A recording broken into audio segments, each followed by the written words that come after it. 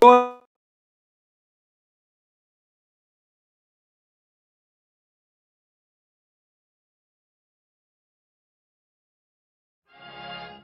Bring it on.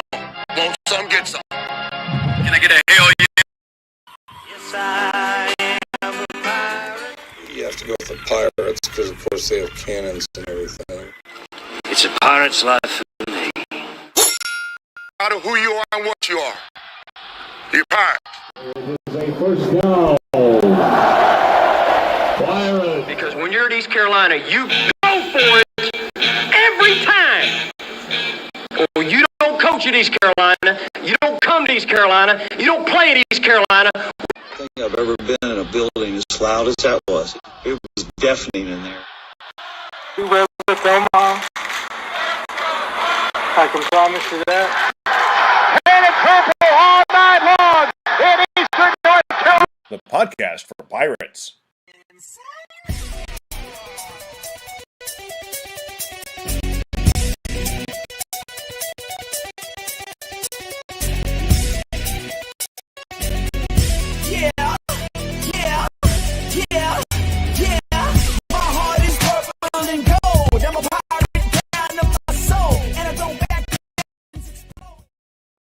Welcome into the Pirate Football Playback, and it is no game this week, but guys, we have a very special guest, Kyle from LaGrange Barber. We'll start with you. How you doing, man?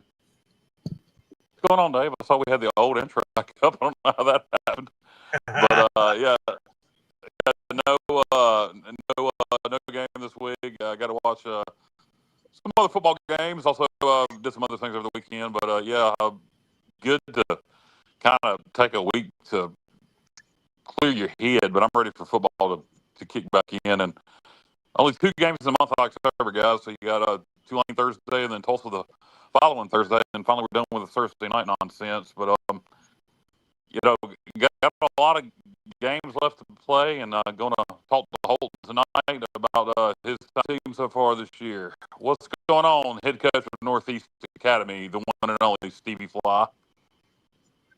What's up, Kyle? Yeah, you guys watching your regular football this weekend? Yeah, regular, yeah. Yeah. The NFL is what you're talking about? Yeah, well, whatever regular football is, we still haven't figured that out yet. No, I'm just like Kyle. Nice to take a little time off to clear your head and think about the rest of the year for ECU football and hopefully a conference championship. Hey, it's not out of the possibilities. What's up, Johnny Robertson? How you doing, man? Hey, I'm doing well. Hey, I'm one of the few, I think, that I watch no football on Sunday. I watch so much on Saturday. I'm the same way. I'm the same way, Johnny. I overload on Saturday, especially when we don't have a game. Oh my goodness! Did you? I don't. Go ahead. No, I was just gonna say I don't miss much. I change channels a lot, and I love it. So when the NFL comes around, it's kind of like a letdown. Not for me. Here's the thing. My son is in middle school. So middle school, JV, high school, college. It's like 5 days straight. From Wednesday to Sunday, it's football, baby. And, my son's team is won. They're 3-0. They've won. The middle school has won 28 straight games. So it's 4 undefeated seasons, and then the 5th season now we're halfway through it. So anyway, how are you guys doing? Matt Semenza, former linebacker for Steve Logan in the 90s, my era. What's up, brother? Even though I didn't play, we won a lot of football. Then we met. Was even born, probably. Jeez, but it's awesome to have Holton on tonight, guys.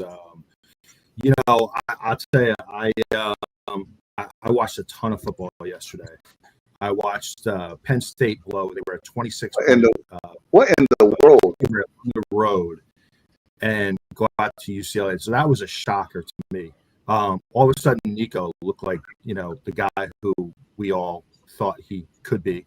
And then I got to tell you, fellas, like after watching football now for 5 or 6 weeks, I really think Miami should be number 1 in the country if they're not. I think right now they're probably playing as good as anybody. So, they took down the Knowles pretty easily. So, was a good weekend watching football. Definitely ready to get back though to watching ECU this week. No doubt, we're very excited to have former ECU quarterback and obviously future Hall of Famer Holton Ahlers. How are you doing, man?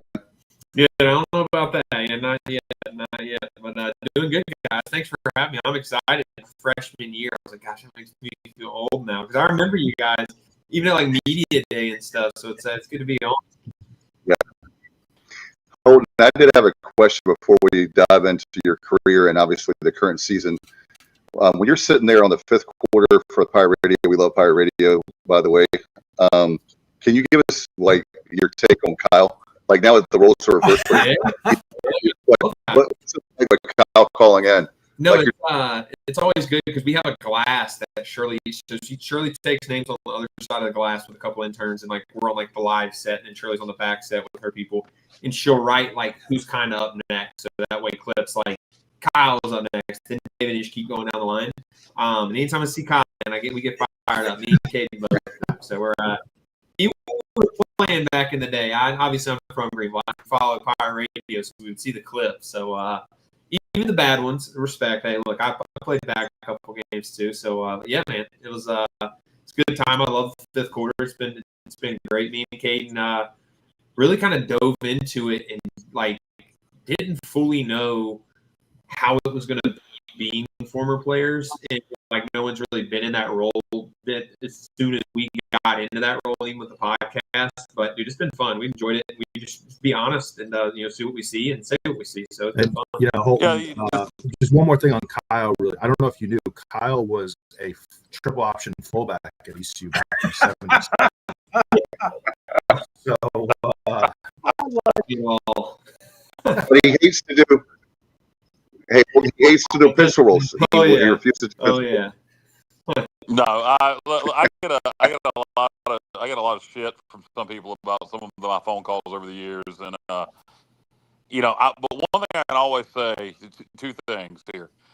One, I always go after the administration. It's always the AD, at times the chancellor, not Chancellor Rogers, but previous chancellor Cecil. Are you listening? And it's not, even under the NIL days, I've ever took shots at players, and I'm proud to say, as I'm sitting here with Holton Ahlers,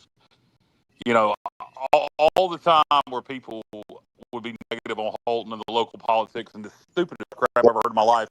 The only reason he's starting is because his dad, Morgan. Yeah, the PA announcer has a lot of pull on who plays starting quarterback, you moron. So one thing I can say for sure, I never took a shot at Holton. Might have been critical at times, of certain games like anybody would be. But I always appreciated Holton as a quarterback and as a human being and his passion for Pirate Nation. Knowing Holton, you could have went, I won't say anywhere in the country, but you had a lot of freaking opportunities. And, I'll say this now, you don't have to. Mike did some good things. He did some bad things. But I think largely, particularly with the offense we were running, the reason we won most of those games was because of you, despite of the offense we were running, in my humble opinion. And I always appreciated what you did and how much you love.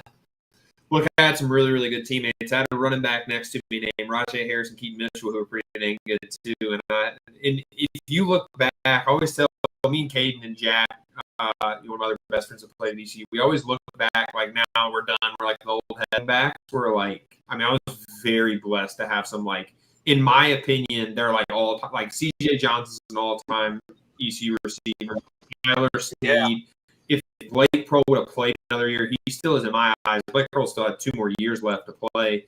Zay Winstead was there 1 year and made an impact in 1 year. Like, these guys, and then you got Keaton Mitchell and Rajay Harris. And I'm like, dude, these guys were awesome. So, I was very blessed. And, I wish we would have won more games, obviously. You're talking about being critical and stuff. That comes with being the quarterback wherever you're at. And, like, could I went somewhere else and definitely made more money and had more whatever? Like, yeah, but I still live in Greenville now. I'm on the 5th quarter. Like, I grew up watching all this. I grew up watching my dad's in the stadium, like you guys said. It's not why I started. No, I'm just kidding. But just, like, loving ECU was, like, so passionate for me. I literally felt like I was in a dream the whole time I was there. Like, even looking back now, it always feels like I live like two separate lives. It's been like my childhood, or really three. It's like my childhood, and then like that 5 years I was at ECU was like I look back at it as like it was like a movie, like not like it wasn't even real. And then now I'm in like my adult life, so it was just very. I don't know, I feel very blessed now. Like sitting in the stands and like even podcasts like this, you're like, this will make ECU's great, man. So I love it. Yeah, we were. Dave, hold on. I want to go ahead and say this. I'm having audio issues, and some of our listeners are. So if the audio is choppy, guys, we do apologize. I'm having a lot of issues on my end. I missed about a quarter of what Holton was saying. I got a couple of text messages saying we got some audio issues going on. Of course, we would tonight. So just apologize for that in advance, and we'll work on it as the show goes. Go ahead. I was just going to say, Holton, we take pride in that we were the very first podcast for the Pirates. We Tom McClellan, he invited us out, and it was your freshman year, and we've never looked back. And I'm really proud of the fact that yes, we're all Pirates, but at the same time, there's nobody on this show that's ever been on the show or on the show that wants bad things for the Pirates. You know, we may have different avenues and streets, different opinions of which way we should go, but our passion is definitely there. If you look at how much I give to the Pirate Club, season tickets, NIL, and I know Kyle gives to NIL also. I don't know the other guys, but we're trying really hard because we want, just like Kyle, we were talking about, that was it 2 weeks ago, that the administration, that we need to say we're going for championships. That's what we want. We want a championship because we win a championship in the American, more than likely we're going to be in the playoff. And if you look at the American now, the American is the only G5, and it's only one of three conferences that still has 3 undefeated teams. I saw this morning. So, and having Memphis at 6-0, they haven't been 6-0 since I think it's 2015. 2 teams in the top 25 also. Memphis and South Florida both ranked this week. And 2 receiving votes also. But, correct, yeah. So, Holton, I wanted to kind of work backwards, if you don't mind, on your career. Starting with your last year, the 22 season. We go 8-5, beat Coastal in the Birmingham Bowl. Had a, and I'll get into a personal win for me in that year here in a minute, but we'll paint with broad strokes right now. The UCF win, the Memphis win. You mentioned all the teammates you had.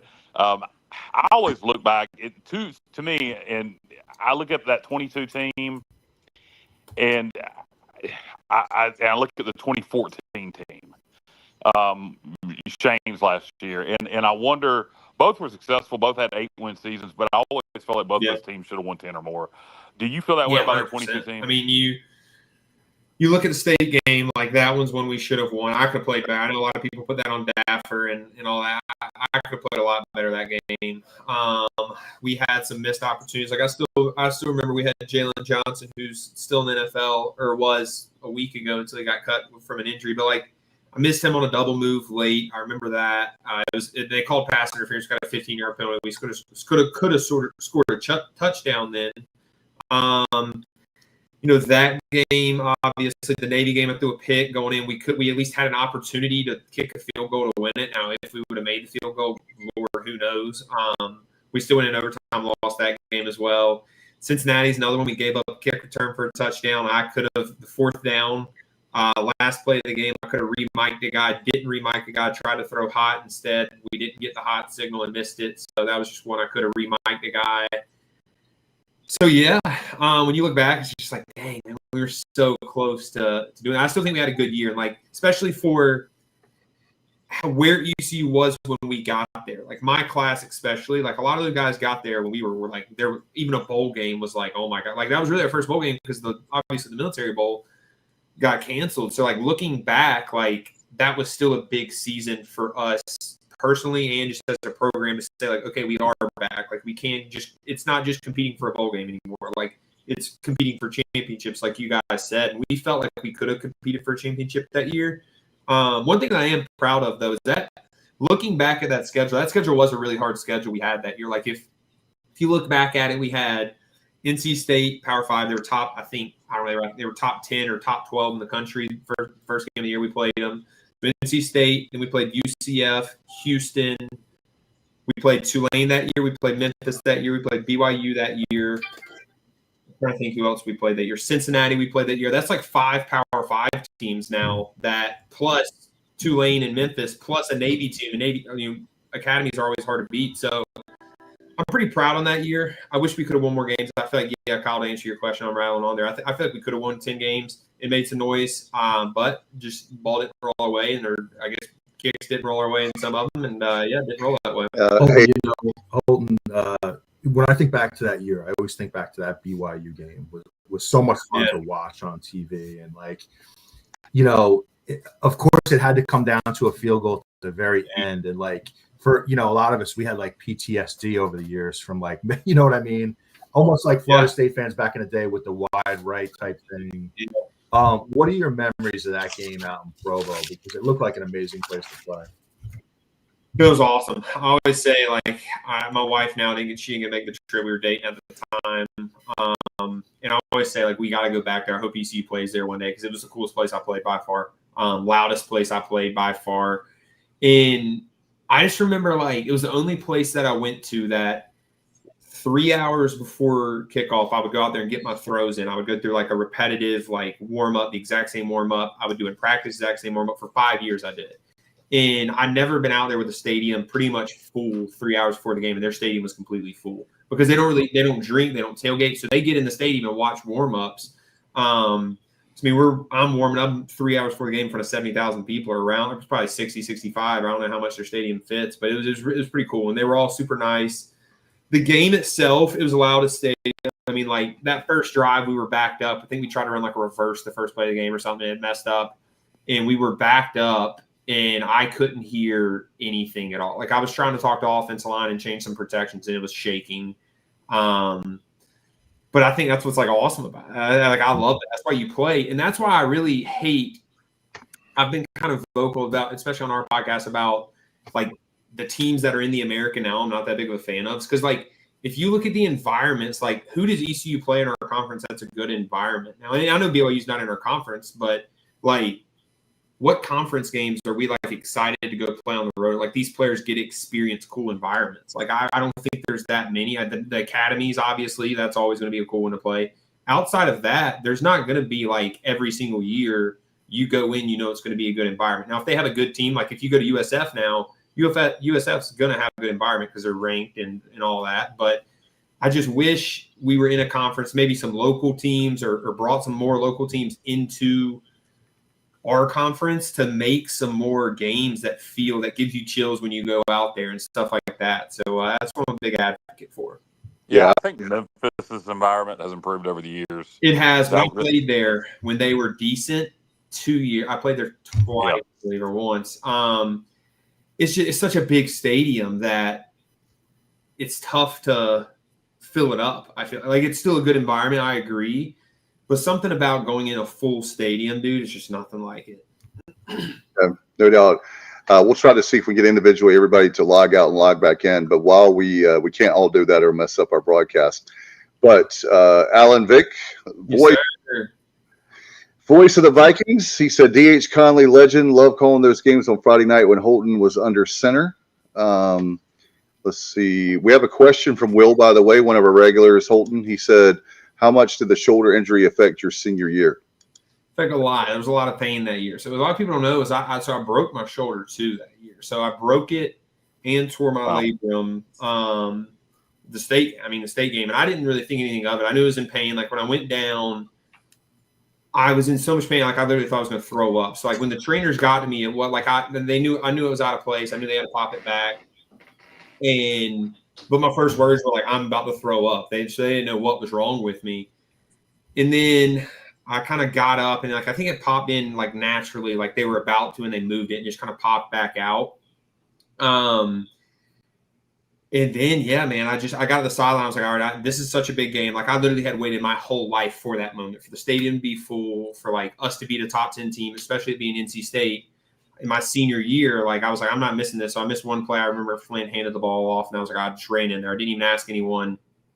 And then, yeah, from there, I remember after that game, Dr. Armin, the head ECU doctor, kind of met with me and my family's outside waiting. Like my family and my wife's family now were out there waiting, and they were like, "Look, you're probably gonna have to medical red shirt. You're gonna have to get surgery next week, and you're gonna have to medical red shirt." I was like, "Yeah, okay." Like, nah, no chance, no worries. So they put me in a sling, and I was like, "Whatever it is, I'm playing with it." So I walked outside, told my family, like, "Look, shoulders broke, tore my labrum. They want me to have surgery, take a medical red shirt."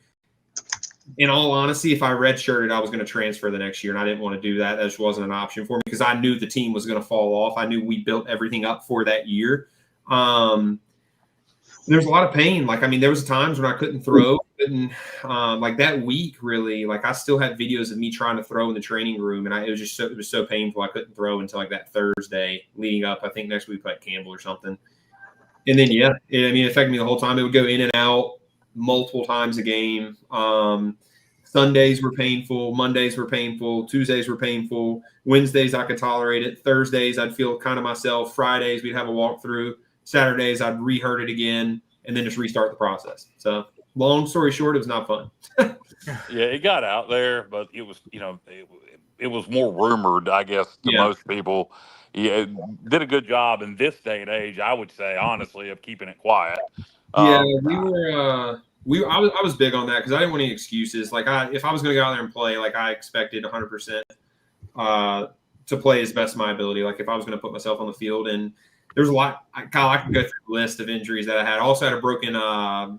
So if you look back, I can't remember what games. I had a broken pinky on my throwing hand. I had to wear a glove the last couple games of my career. 2022 as well. I had a broken pinky on my left hand. Fractured my spine in 2020. 2 herniated disc was in a back. That was versus Georgia State. I kept playing. I don't know how I kept playing.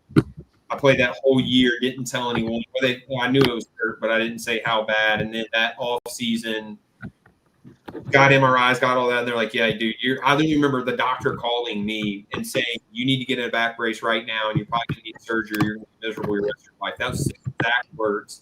Because then I called my parents, and they were pissed. I don't know if I can say that on here. Sorry. That told me.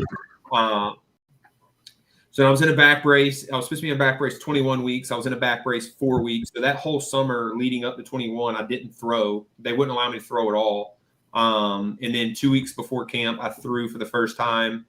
Then obviously, so that 2021 season, if you look at it, we offense kind of started off slow because we had no summer together. They were throwing with the backup quarterbacks the whole time. We had no timing or anything. Now, a lot of those guys I played with before, but yeah, there's another nugget for you, Kyle.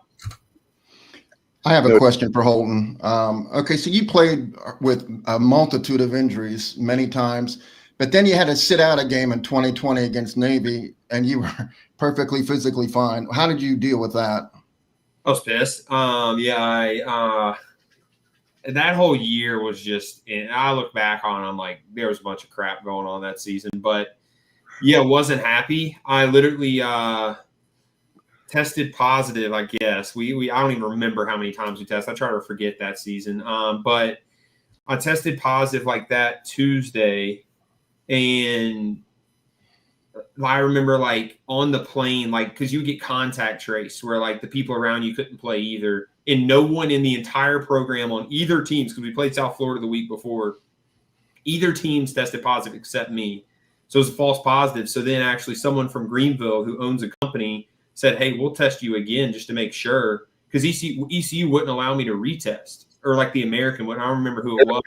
Yeah, it was American. Yeah, wouldn't allow me to retest. So I retested on my own 3 different times, and it was negative, negative, negative. So I'm sitting there watching the game, and I'm like, and the guys who sat near me on the plane, like Demir Faison was one of them, had to sit out too. And we all knew they came to watch the game with us at my house, and none of us were sick. So yeah, it wasn't fun at all. It was irritating as crap because we would have beaten Navy that day. Yeah. I was actually one of the few people in the stadium that day. Meador hooked me up with tickets. Yeah, and it was so irritating, knowing we've never beaten Navy in Greenville, still haven't. Yeah. And that day, had you been there, nothing's for sure. But God, you look back at it, and you feel pretty damn confident we would have won that game. Yeah. They were the years I played Navy, even in 22, which I didn't play well that game, and offensively didn't play well in 22. But we still felt like their defense was so schematically good that you had to play like dang near perfect to beat them because they were good enough offensively. They were tough to beat. But that 2020 season was like the year that we were like, yeah, we could score as many as we want to on them. If you look back, like we did miss a couple things. And that was Mason's first start. And look, I mean, Mason was not ready at that point at all to play. And he kind of got thrown into the situation late in the week. But, yeah, I remember one thing I remember about that day, though, is like Coach Houston called me after and we talked for probably an hour. And he felt at that point, that was the first time he ever told me, like, yeah, the program's going to flip. Like, I feel like we're finally to the point where we're about to start winning. And I literally remember him telling me, like, I don't know if it's going to happen like this game, the next game, or the next game. He was like, but the guys have finally bought in, and like these are the guys that are going to win. And I'll remember that call forever because it was a pretty cool call.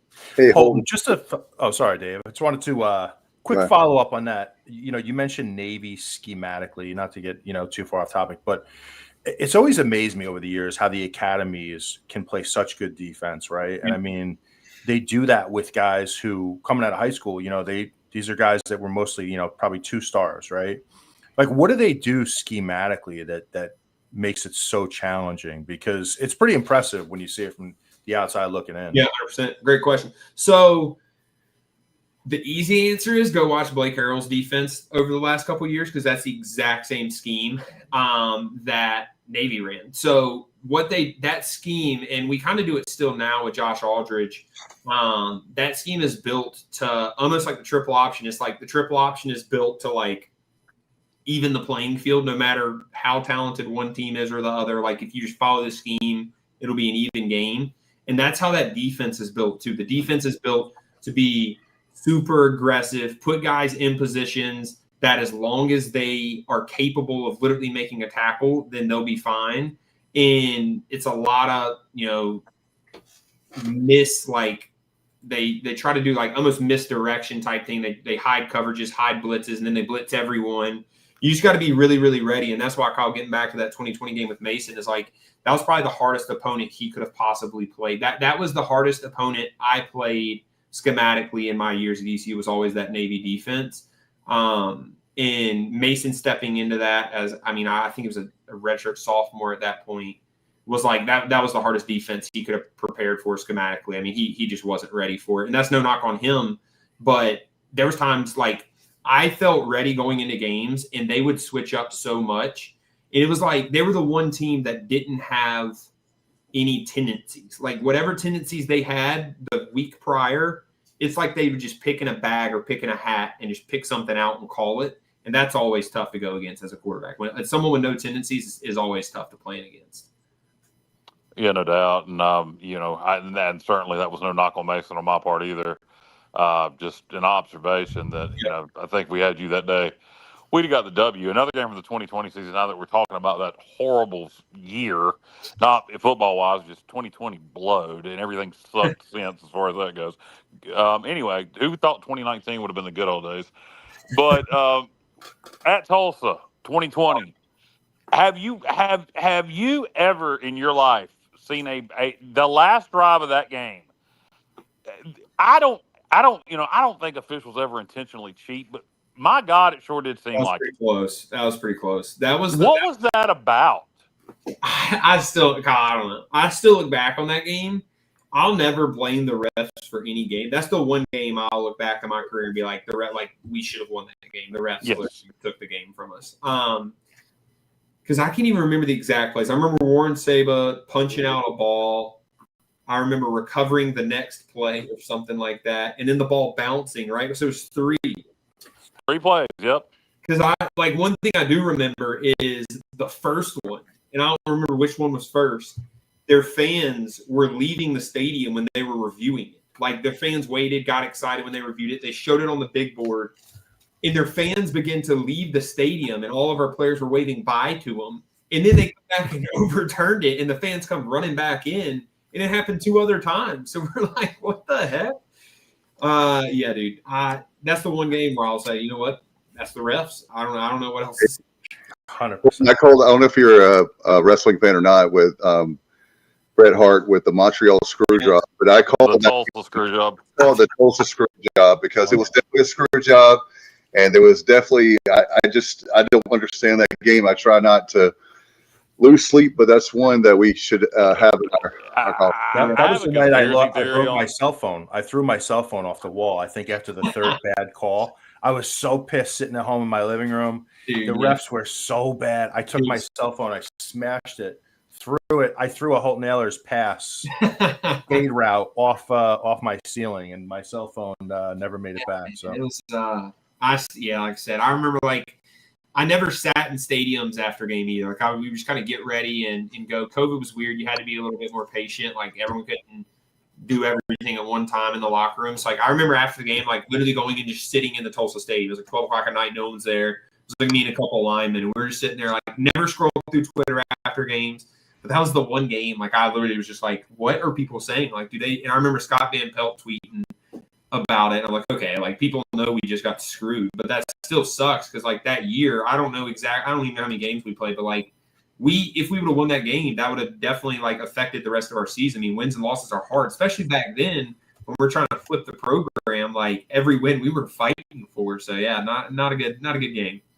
I think we played 10, and I think if I remember right, we played 10, and I think if we won that game, we'd have finished 5-5. Which would have probably got us to a bowl game that year, as weird as things were. Yep. Navy game that I didn't play in too. So yeah, I think you're right there. But I have a conspiracy theory on that game, and I'm not gonna. I'll just tell people to look it up. Remember that time. Just remember what was going on at that time. Not COVID, but the other thing that was going on during that time, and look up what that game Tulsa was honoring. I don't want anybody to take it the wrong way. I'll just tell people to do their own research, and if people can remember back to that game. I don't know if Holton, you were playing, so you probably don't even remember what I'm talking about, but if anybody was watching it on TV, they were honoring, just go back and do your own research on that one, and you may figure out why they made sure Tulsa won it, and I don't want to go any deeper than that. Just do your own research. Is this up there with the moon landing conspiracy theory, Kyle, or no? Hey, Holton, I think that's no. It's. I don't want to be taken. I don't want to be taken. There's a certain. Even Kyle from LaGrange don't want to be taken a certain way about certain things. I was getting ready to say, for you to not want to say something, I'm looking it up right now. I'm doing the same thing. I think Holton, your next podcast you can have, there's a conspiracy why we didn't win the Tulsa game. Yeah, I know. I'm gonna have to look that one up myself. I'm kind of intrigued now. I'm a big conspiracy guy myself, Kyle, so I don't have to look it up. Yeah, Holton, I'll be happy to tell you mess me off there, but I don't want to say it on the air.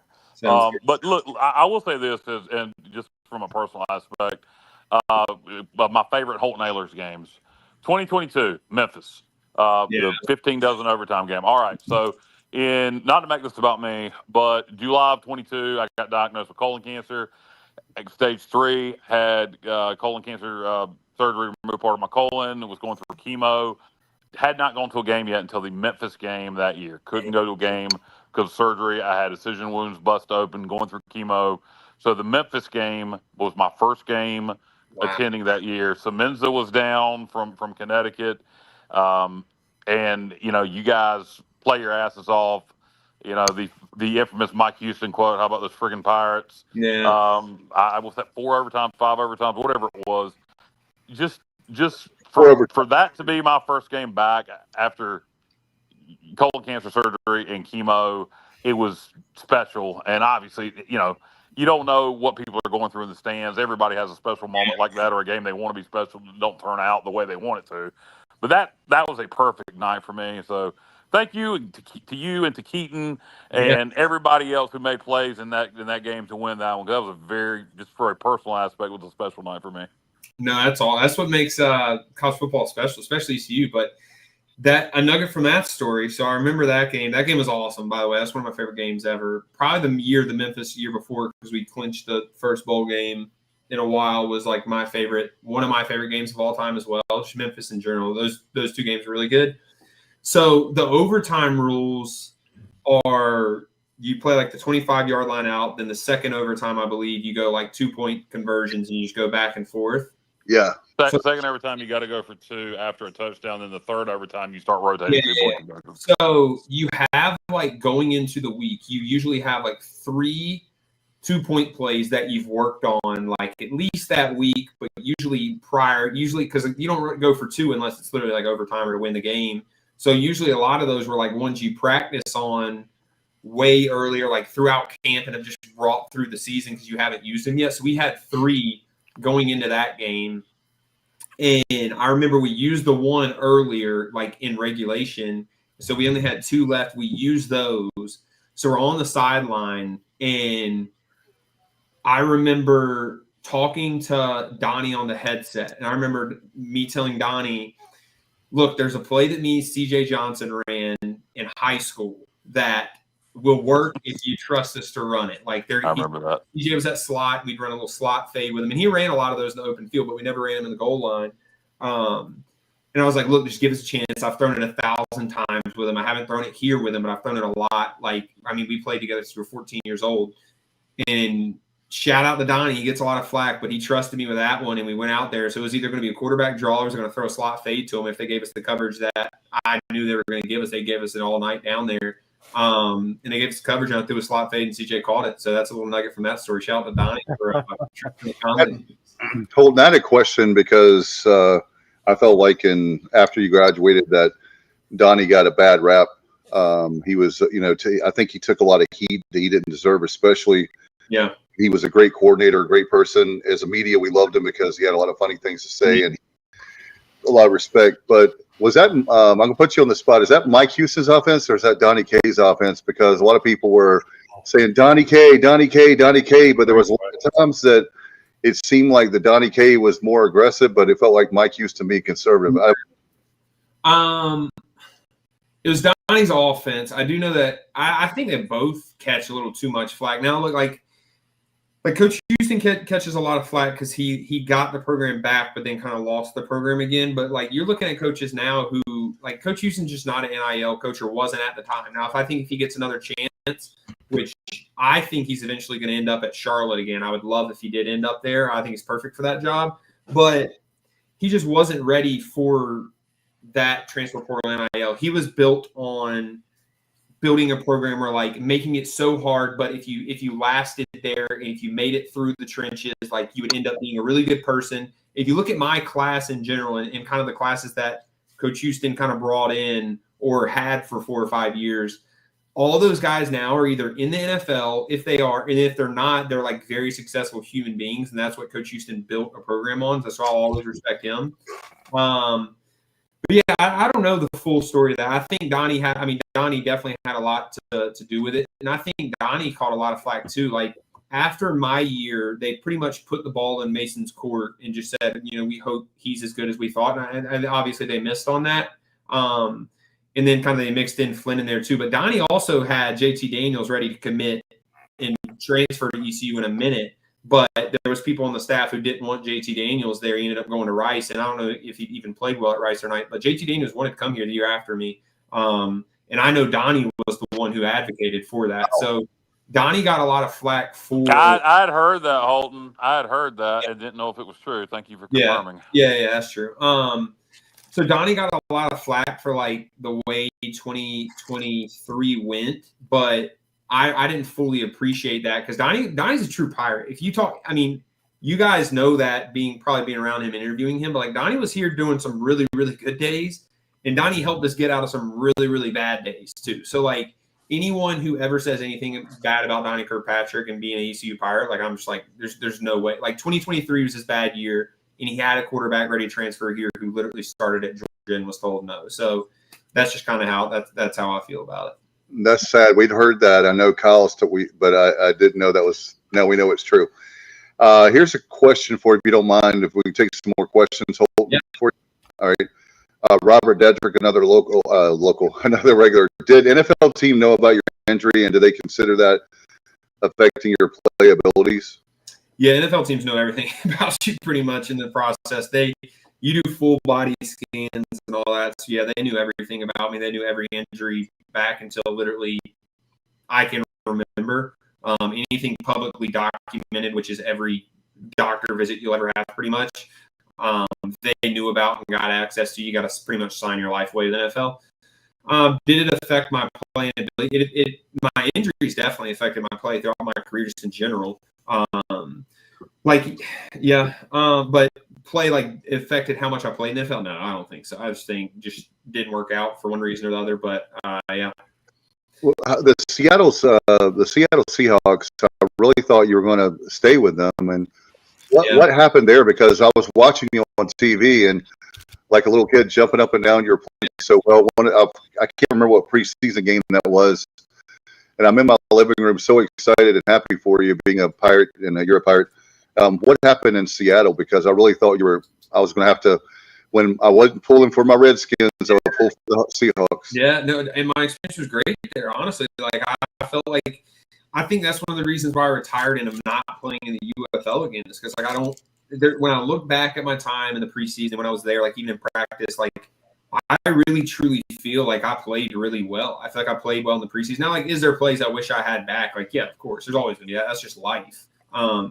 But, like, my thing when I sat down and decided to retire, because, like, I mean, like I said, I had an opportunity to go back to the UFL. I sat down with my wife and then prayed about it, and, like, my family as well. And I was kind of like, look, if I go back to the UFL and play well and go back to the NFL, like, it's not like I didn't play well in the preseason. Like, it's not like I'm not satisfied with the way I played in the preseason. Whereas vice versa, if I didn't play well in the preseason, like up to my standards, then I'd be like, you know what, I'm going to fight for it and show that I can show myself I can do it. But yeah, Seattle, like I made the practice squad. Like I literally sat down with the GM and he's like, we have a plan for you. Like you're going to be here for a long time. You know, eventually build you into that quarterback 2 role and then kind of see what happens for there. And they had a plan. The plan was rolled out perfectly for us. Game 1, I'm on the practice squad, go through that week. Everything's perfect. The game 1's game, we had 3 offensive linemen starters get hurt. And the way it works is just numbers. If 3 guys get hurt, don't get put on IR, they got to make 3 roster spots. So they got to bring 3 guys in and cut 3 guys. And usually the third quarterback's one that gets cut. I was one that got cut. They told me, look, we're going to bring you back as soon as possible. So I got brought back. Then another guy got hurt, and it just became a numbers game at that point. Just kept going back and forth. So, yeah. Paul, we've gone over on the 20 minutes we talked about, but here's some other things I want to get to if you have time. But I do have a couple quick UFL questions. Yep. I don't want to spend a lot of time on that, but these are just more generalized questions about the league. Yeah. The first one, you know, when The Rock and the other investors decided to buy the XFL and the USFL, you know, the XFL was a tarnished brand, but I thought the USFL had some legs. People had been watching it some. You know, Skip Holtz with his success with Birmingham. The legacy of the name. Do you think they made a mistake by not just calling it the USFL? I don't know. That's a loaded question. I think USFL was like a long-term bigger name because it was around. I mean, I'm pretty sure it was around like 1980s too. Like, and it had some it had some good guys play in it. So yeah, I do agree. I think they needed a severe rebrand though because they wanted to. Just I know like behind the scenes, they wanted to like bring energy and bring all this trying to back into spring football. And I don't know if they thought that the USFL, like people that just been like an afterthought in people's mind when they heard it. But yeah, I don't know. I think it's a really good league, man, to be honest with you. Like just being in it, like it's ran the right way. I do think they need to get some coaches in there who are younger, who want to build it up rather than use it as a retirement in the best way possible. Like Skip Holtz is one. He's an older guy, but he genuinely cares and genuinely trying to win. There's some coaches in it. Like, do you think Wade Phillips? I mean, he's probably not coaching next year. He's with San Antonio, great dude, but I don't know how old he is. He's not thinking about building an organization. He's just doing it kind of to have fun and enjoy it, which is fine too. But in the grand scheme of things, like you're looking to grow this league, you got to get guys in there that are hungry, that are wanting to show, you know, who they are, what they can do. Like the St. Louis coach is really good. And he's trying to grow the game and grow his, you know, obviously brand in football as well. So there's some things. I know they got a new owner, the guy from Body Armor that has been really, really good for the league. He's a new owner this year. That's going to really, really help. So we'll see. Did you get a chance to meet The Rock, or was he around at all anywhere? He was around one game, dude. Like he's barely around. But I got a chance to be like 5 feet away from him. I'm a huge wrestling guy myself, and I got close enough to like see him. He was a lot shorter than I thought, to be honest with you, Kyle. Huge wrestling. All right, so me, Stevie, and Dave. JR is not a big wrestling guy. Well, Matt, you are a little bit. Two favorite. Stevie doing Paul Bear. Give me your 2 favorite wrestlers of all time. Two favorite wrestlers of all time. I'm a big Roman Reigns guy. And I mean, he's been so good. He's got drug along recently, but I was a big guy. The Shield. Who's another one? I'm a big Brock Lesnar guy as well. Like I love Brock Lesnar, and people say like, is he a wrestler? Is he not? Like he had some pretty sick moments in my childhood growing up. So I like beating Undertaker. Beating Undertaker at WrestleMania. My brothers were at that WrestleMania, so that was pretty sick. Well, how did you feel about that? Did you like Lesnar going over? Yeah, I did. Honestly, I did. You were the only person. Congratulations. Yeah, exactly. I just think it was a cool moment, like looking back on.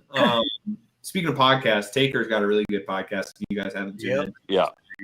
I haven't yet. Yeah, it's good. I got a wrestling podcast for you. You might not even know who this guy is because of your age. But the Jim Cornette Experience and the Jim Cornette Drive-Through. Okay. You got to check those out. If you got about 4 hours a week, just sit there. Hey, everybody that talks trash about how long we go, the dude is like goes 3 or 4 hours every episode. Look, if anybody ever wants to know when you hear me on the radio and I'm going off really pissed off cutting promos, Jim Cornette was probably a guy that I've been idolizing since I was 8 years old. So if anybody wonders where my bullshit comes from, there you go. A lot of it comes from Cornette. So we thought about wrestling, but we're over on time, but I got to get these questions in. 25. Okay, so you were born in 99 or 2000. So what is your first ECU football memory? Oh gosh, dude. 05 against Duke. I remember that. Yeah, I remember that. Thank goodness he didn't. He doesn't have any memory of John Thompson. Yeah, my dad. I've heard stories though. I was there. I mean, I remember. I was taking the games as soon as I was born, pretty much. I don't remember like an exact memory. Like I remember tailgating with my brothers. Like I'm the youngest of 4 boys who got out there and tailgate and play football and act like we're the quarterback and all that. What was the game that made the biggest first impression on you? Maybe UNC in 07 or? Yeah, that 07 game was really cool. I would say honestly probably the West Virginia game. Yeah. Really cool. Yeah, I think that was one that like really got my passion because I was like old enough to like know football at that point and like really want to cheer for them. So I would say that for sure. So West Virginia 08. Yeah. So you got to experience conference championships with Skip 08 and 09 as a kid. Then you go that into the Ruffin McNeil years. So you probably just thought that this whole East Carolina beating ACC schools and going to bowl games and winning championships growing up, you just probably thought, that was what we're supposed to do. And kind of, as you got me fired up after the BYU game, not in a negative way, but about the standard. Oh, yeah. And that's probably a lot of where you get the standard for the program from is what you came up watching. And, you're kind of like me on that. I get annoyed. Look, and I don't know what I love Blake. Let me say that first and foremost. I love Blake. I think he's a great person. I think he's a good coach. I think he's doing a good job. But I'd like to hear Blake say publicly, and more importantly, Gilbert say publicly, look, our goal here at East Carolina is to win the American Conference in football, to go to the playoffs. Our goal should be to make the playoffs every year. I made the analogy before. We should make it publicly. We want to be Boise State. Yes. That's why I hate that we didn't play them. And I don't understand. Look, I heard John Gilbert say, we're going to be 3rd or 4th in the American in revenue sharing. I don't think we'll ever be able to catch Memphis. Well, what we should be saying is, hey, look, we're 3rd or 4th in the American revenue sharing. What we've got to do is try to figure out a way to be number 1. Yeah. We got to figure out a way to catch Memphis. We got to play our players more than anybody else in the American. Say it publicly, even if it's unachievable. East Carolina is always better when we're chasing something. When Terry Holland was here and we were chasing the Big East, we were at our best. We need to state it publicly that our goal is chasing the playoffs. And it needs to be put out there front and foremost. And I think that would motivate Pirate Nation just like it did back in the day when the motivation was to try to get to the Big East. I don't know if you agree with that or not. 100% agree. And that, honestly, we were talking about like, that's just, I thought that was the standard of ECU. Like, 100%. And that's literally why my sole factor, if you go down to the root of why I came to ECU, was I grew up and saw the standard and thought this is the way it was supposed to be. And then it just like dropped when I was like, became a recruit. Literally in 2014, I was a recruit. I remember was getting recruited by Carolina, and I had an offer by ECU when we beat Carolina and scored 70. I remember that. And I remember walking out of the stadium that day and being like, well, I damn sure don't want to play for Carolina. That's for sure. I don't want to. Good answer. Good answer. Yeah. So like my recruiting days were like when ECU fell, and I'm like, well, wait, I actually have a say-so in like if ECU can like be what they're supposed to be again. Like, why would I not accept that and do that? You know what I mean? And like, it was a lot harder than I thought it was going to be to get that. It was a lot more broken than I thought it was. Even the fan base. And Kyle will get like, sometimes I annoyed, and I got annoyed on the fifth quarter. I'll get annoyed on the podcast. And if you guys haven't tuned in, like Caden Norman, my co-host, he played quarterback at ECU on the fifth quarter too. Like he's a huge, like we should be the Boise State, literally. Kyle, he says that multiple times. He said that. But like, let's get out of the like, oh, like we're 2-2, we're happy. Like I know someone said that, and I'm like, what the? No. Why is that a thing? And like, and same thing. Like, why are we just say we're going for the playoff? And then in basketball, like literally, I'm a huge basketball. I'm wearing my Knicks hat right now. Like, say we are playing to get to the tournament. Well, you'll be happy to hear John Gilbert says that with this schedule maybe being a little bit tougher, we might be able to make the NIT. It's AA, baby. It's the big dance. Is that realistic? Look, is that realistic? NIT. Is that realistic? The NIT hasn't been relevant for 30 years. Right. Yeah. But is that realistic? Yes. Literally. Yes. Making the NIT is a realistic goal, but that should not be stated publicly as our freaking goal. I remember. It should be Omaha, the tournament in March Madness tournament and playoff. And that should be everywhere. That should be public knowledge. When people think of ECU, that's what it should be.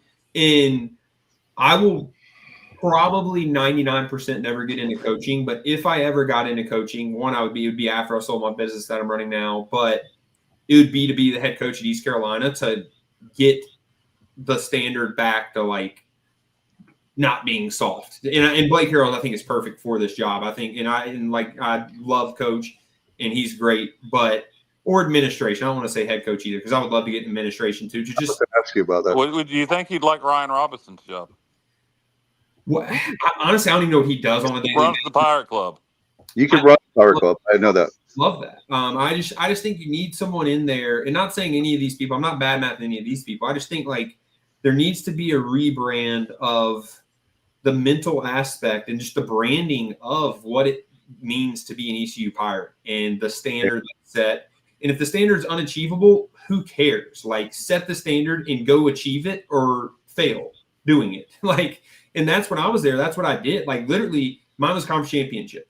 Like, the playoff thing was weird when I was there because it wasn't the 12-team playoff. Now it's very like when I was there, Cincinnati made the playoff, but they had to go undefeated for 2 years pretty much. Yeah, so somebody from the group of five is going to make the playoff every year. Why not us? Yeah, and we're in the conference where, like, we can very easily do it. We're going to have 2 or 3 harder-ish games in our conference. Other than that, we're going to be playing Temple, Rice, Charlotte, which Lord knows we can't lose to them again. And just teams like that. We're in UTSA. I mean, they lost to Temple yesterday. So, like, this conference is built for ECU. I think Temple's getting a lot better. Yeah, no, they are. They are. And they got a really good coach. We were talking with Kate about that earlier. But yeah, man, that's one thing I'll get fired up on and talk about forever is that right there.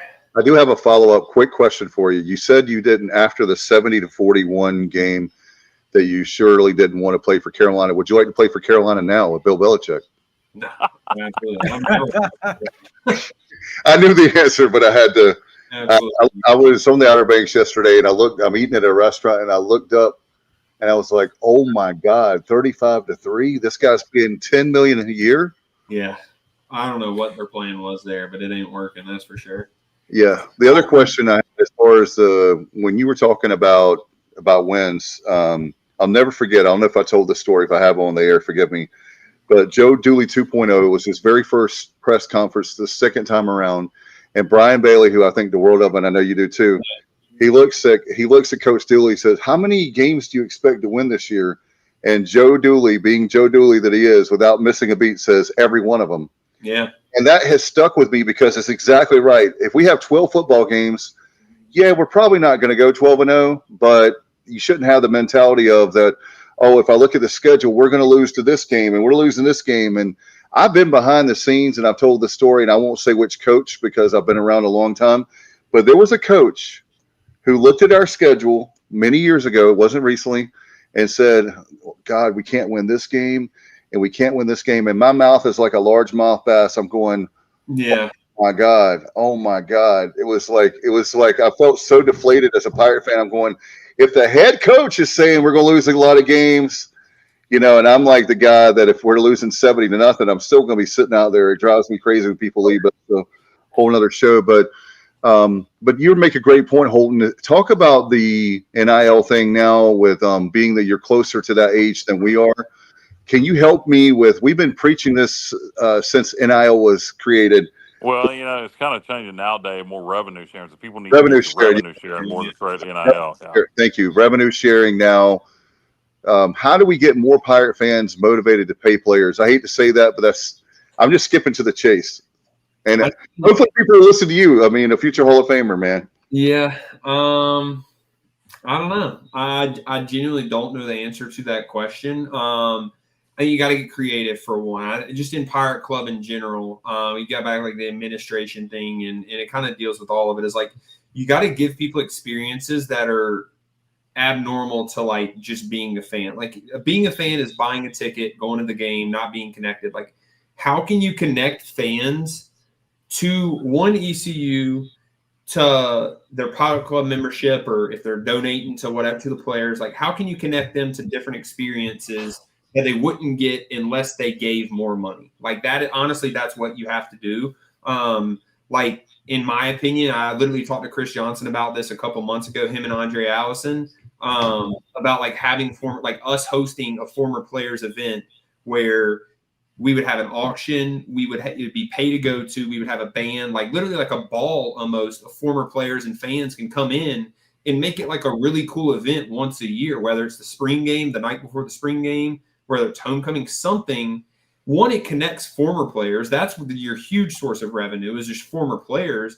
And then it also can connect fans to former players as well. And then it's like, okay, the people who are on the outside are getting FOMO about wanting to go to it. How do I go to it? Well, you join Pirate Club, you donate more, and then you get to experience these things. And you just got to create these things of one, generating revenue is the big thing. It's honestly just about generating revenue.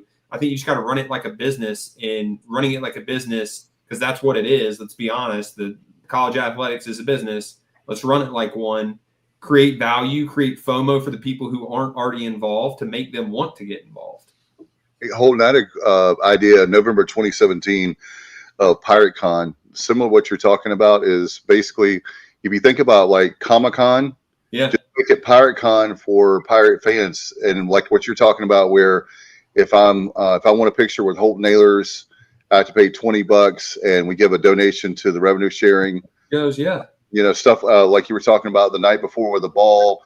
We have maybe different breakout sessions where you can learn more from Holton Ahlers or different coaches, but make it a true, like I feel like with the Pirate, maybe you disagree, but as a former player, and maybe Matt, but the spring game needs a lot of help. And meaning I'm not talking about the game itself, because that's fun still, but all the events around it are just not, it's not the same as what Matt, and then even before us in the 80s, I mean, they had back in the day things we can't do now. You bring back the wet t-shirt contest. Yeah, bikini contest. They had these elephants there. They had the guys from elephants. They had elephants there. They had Miller Lite, the less filling tastes great guys, were big commercials back in the 80s. They had stuff that was way over the top that I know some things we can't do now, but I'm just saying on that same kind of scale that it's like they had the Temptations of Four Tops. I mean, they were doing stuff that was like, I don't know the cost versus now, but it was cool stuff that you're like, wow factor. Well, I think like, honestly, hats off. And I've said on my podcast before, like the Coastal Carolina athletic director and their administration, they are getting people's attention, nationwide attention, because they're doing things that are abnormal. And at a school like ECU, at a school like Coastal, Boise State is a blue field. You know how much marketing they get for having a blue field? Like, do things that aren't normal. We are not Alabama. We don't got to act like Alabama. We're never going to be Alabama, and that's okay. Like, be different. I've always said we have the coolest uniform. We have the coolest potential uniform combos ever. Why can we not be the Oregon of the G5 and have all these different uniform combos and all that? Like, And imagine, and a lot of people say, and I've heard it internally, say it's the money, they cost too much money. You know how many ECU fans, if we said we want to be the organ of the group of 5, would put money to get sick uniforms to be the organ of the group of 5? Like, are you kidding me? That's a great marketing tool. You got to put it out there. And Skip Holtz, I'll use an old Skip Holtz quote. Skip said more than once, some people are scared to shoot for the moon because they might miss and hit the stars. Yeah. So you got to go big. And if you don't achieve it, at least you're trying. And that's one thing. We're saying the same thing. The reason we're always good in baseball is because we know the expectations to go to Omaha. Yep. We know that is the expectation, and as long as that is the expectation, we're always going to be good. Have we made it to Omaha? No, but we're always good. If the expectation is to make the playoff every year in football, we're going to be good in football every year. And I don't. Blake. He wasn't the head coach when you were there, but he's defensive coordinator.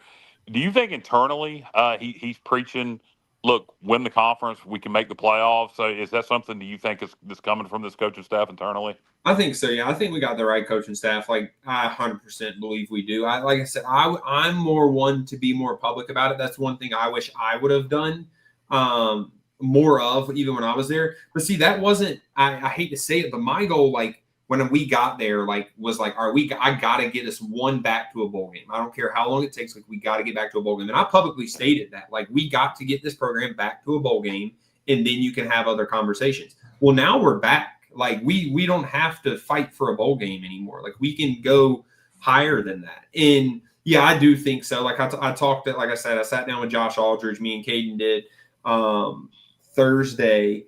And like, he talked about, and look, he's been here, 6 months, and he talked about the history of ECU football. And he literally went through the history of like historic walk-ons and how ECU has been good over the years. When they've been good, they've recruited Eastern North Carolina really good. They've gotten good walk-ons from Eastern North Carolina and just North Carolina in general. And to hear a defensive coordinator, one, mid-season say that, and two, who's been here 6 months, it told me that they have the right guys around and they're saying the right things. And even the guys who are getting brought into the program, they're getting brought in and taught the right things to know what ECU is. So yeah, I think we got the right guys around it. Holton, I got one for you. Oh, go ahead, Kyle. Go ahead, Matt. No, go ahead. I just wanted to kind of just like really quick, take it back to this year really quick, like looking at this ECU team. We've moved the ball 20-20 really well. Yep. Struggles have been in the red zone, as you know. Like, I know you talked about it on the fifth quarter a lot. My big thing is, like, I feel like we've been really stubborn, just trying to pound the rock too often. And I know you need balance to a certain extent. You want to run the ball in the red zone. But what do you see? I mean, like I said, between 20-20, we move the ball fine. What do you see in the red zone right now as a quarterback, as an offensive mind? Like, what are some of the changes you would make heading into Tulane? Because I'll just say this one thing. I feel like if we can clean up the red zone, we have a very good chance of winning this game on Thursday. Yep. If we continue to struggle, we don't have much of a chance. So what are your thoughts on that, Holden? Yeah, great question for one. Mentally, as a quarterback, and like if I was an offensive coordinator, I love just schematics of football. Once you get in the red zone, one, the windows get tighter. So you got to have a quarterback who's on time, who knows he's in rhythm and understands he has to get the ball where it's supposed to be half a second earlier than it's probably supposed to be there typically. So that's the first step. And then the second step is, okay, well, that's really hard to do. You got to be really, really good to do that. So what's the next best thing? Is to make it so there is no window. And the way to make it there is no window or timing of sense is just to find one-on-one matchups. And I've preached a lot, and I think I was very blessed. We talk about the receivers that I have were really good one-on-one receivers. I would, like, when I got down there, I would just find one-on-one matchups. And we got good enough guys where, like, look, they know now, like Tulane knows that Yannick Smith is our fade ball guy. That's the one guy we've tried to exploit in the one-on-one matchup world. We've thrown him probably one fade ball every drive we get down there, every two drives we get down there. But you can run slants. You can run – I mean, there's a lot of different things. That's just with Yannick. Brock Scott is a really good guy out of the slot, and I know that because I threw to him. He's a lot like Snead. He's shifty. He can run those slot fades, those corners.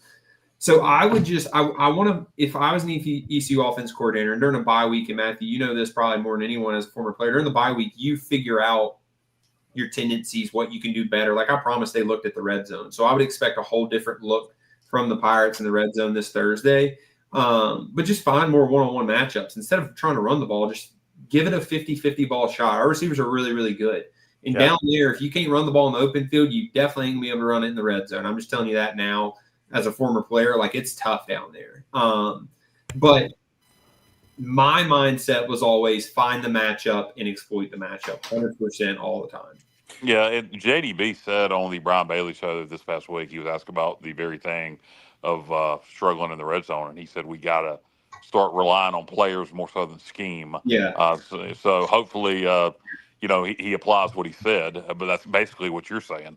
Yeah. So hopefully that comes to fruition. I want to wrap this up with you here soon. Johnny Stats, one half of the Avengers, me and Johnny Stats here, has been very quiet. And I know JR has some stats or something to throw out at Holton. No, So at this point, I have way too many. I couldn't possibly fit them all in. Well, let's get a couple of them in, JR. Okay. I mean, we're talking about what you're talking about with the offense. I mean, we have ridiculous stats on our offense. We're the only team that's averaging 174 more yards passing than rushing, although we rush the ball more than we pass. We rushed 200 times. We passed 190, but we're averaging 174 more yards through the air per game. Let's freaking pass the ball more. And you know what? I looked at a stat, Holton, about what these top teams that have the best offenses in the country, what do they have in common?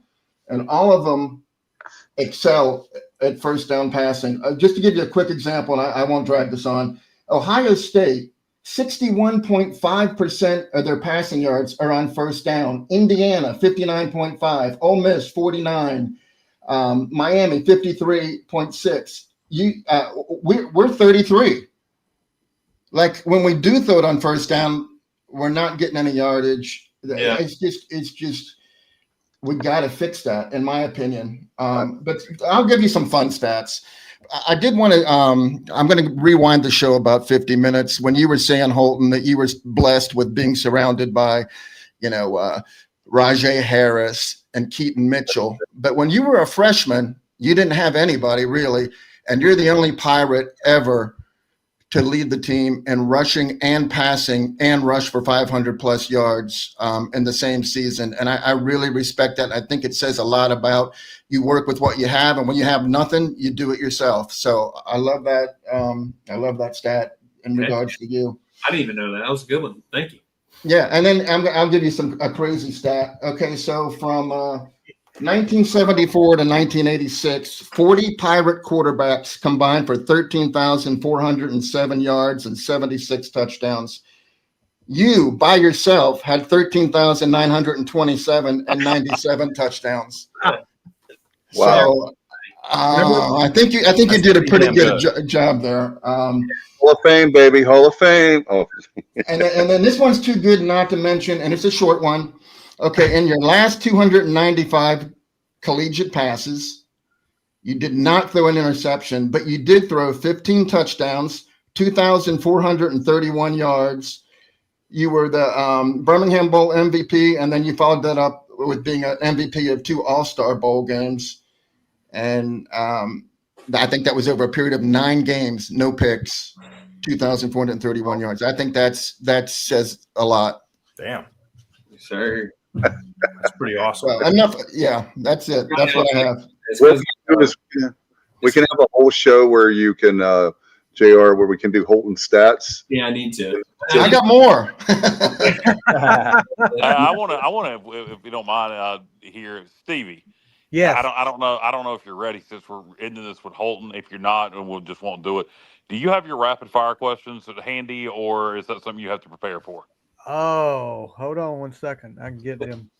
You talking about the final score, famous 2-minute drill, right? The 2-minute drill, correct? Yes. Oh man, he's got to go to the typewriter and type them all up. No, I think I can come up with them off the top of my head, though, Kyle. Okay, so These are no wrong answers. This is All just right. whatever comes to your head. Kyle, for Fred, if you think of one that I'm leaving out, you just chime in, okay? Yeah, one All of right. about Dave Batista, right? No, we're not gonna get into that. That's between you and him. Okay, so rapid fire questions. All right. Go for it. Coke or Pepsi? Pepsi. Lake or beach? Whoa. Yeah, that's a tough one. I can't even say both. My wife's family's from the lake. My mom lives at the beach, so I got to go both there. Sorry, I know that's the lame answer. Favorite food? Pasta. Okay. Favorite TV show? Survivor. Watched every season except the last season. Okay. One wide receiver that you could throw a pass to. I'm talking about out of NFL history. One wide receiver. One of my receivers, honestly. I love my receivers to death, so I don't need to throw to any ones that I haven't run to. Okay. Is there, hold on, Steve, I don't mean to interrupt you, but that thing makes me think of a fun question. Is there one wide receiver in ECU history that didn't play with you? Dwayne Harris, Justin Hardy, Larry Shannon, that you would love to have been able to throw to? I'll say Justin Hardy. He had really good catch radius. He had really good hands as well. If you look at historically at like who I was really good with, it was the guys who had good catch radius where I could throw back shoulders. Back shoulders probably my best ball I ever threw. And Justin Hardy was really good at that. Hey, Holden, I did a question from B. Pays. He was asking, Pays asked, could you list the top 5 quarterbacks of ECU history? In no order, Jeff Blake, Shane Carden, David Garrard. God, I'm going to forget someone if people are going to be upset at me. Say it again. Marcus Crandall. Crandall, yeah. Hopefully myself. Hopefully I'm at least top 5. Yeah, those. Who did I miss? I'm sure I missed someone though. Pat Pinckney, James Pinckney. That's pretty much be it in the modern era. Yeah. Hey, Holton, can I ask you one more question that doesn't have anything to do with football? Yeah, go for it. Okay, so earlier in this year, I was lucky to speak to Coach Mills, and he told me that I said, "Hey, why did Holton quit baseball? Did he just want to dedicate all of his time to football?" And he said, "I believe he could have played both, and if he would have, there's a lot of people, including me and Coach Billy Godwin, that thought that he could go to the next level." Do you ever regret quitting baseball? No, I don't. I was told, I think my sophomore year, maybe my freshman year, I'm not really sure. The Yankees came and visited Bryant Packard, another all-time great ECU. He went to Conley as well. And they ended up liking me a lot because I was a big lefty in baseball. It's good. And they ended up saying, we want to meet with you this summer. We think you could end up being drafted out of high school. And I started to hear more and more of that. And once I decided, which I knew for a while, that I wanted to play football, I just didn't know it was a realistic option. And once I knew it was, I just said, I don't want to have to make decisions between my passion and money, which my passion was football and money was baseball if I got drafted out of high school. So didn't give it the option, quit, and focused all on football. Wow. I respect that. I didn't know that. That's interesting. I know you were big in Little League baseball. I've heard a lot of tales there. Stevie, go back to the rapid fire. I'm sorry.